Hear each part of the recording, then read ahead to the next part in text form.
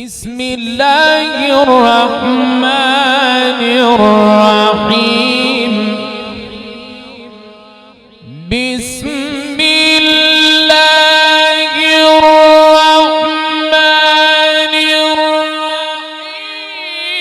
मैं शराबियों की महफिल अंदर बैठन वाला मेरा बाप मैनू रोजाना रोके मेरे पुत्रा इन्होंने बंदियां की महफिल च नहीं बवीदा। कोई बाप अपने पुत्र का बुरा नहीं चाहता, बल्कि बाप सस्ती का नाम है जी अपने तो बुलंद अपने पुत्र को वेखना चाहती है, अपने लाल को वेखना चाहती है, अपने जिगरगोश को अपने तो ज्यादा उचिया वेखना। बाप एक ठंडी छतरी का नाम है।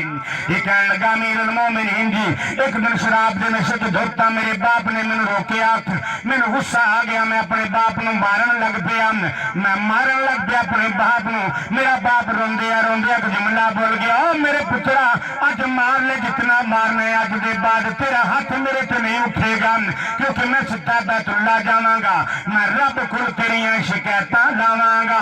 हाय ये कहता अमीरुल मोमिनीन जी मैनू होश ना रही नशे के अंदर, मेरा बाप तुर गया बैतुल्ला, मैनू होश रही, मैं अपने काम में मसरूफ हो गया। मेरे बाप ने काबे का गुलाब पकड़ा तो रोन लग पाया, सोने रब्बा लोगों को पुत्र मिलते हैं, ठंड पै जाती है, लोगों की नौजवान औलाद होंगी अपने माँ बाप का सहारा बनती है, लोगों की औलाद नौजवान होवे तो माँ बाप को सुकून होंदा है, जेनी आराम होंदा है, ते मैनू इहदे नालों ना दिंदा ते चंगा सी जिहड़ा मैनू दित्ते मैनू मारदा है। सोने रब्बा अल्लाह मैं ताया गया हाथ नाल मैनू मारे ओदा हाथ मफलूज हो।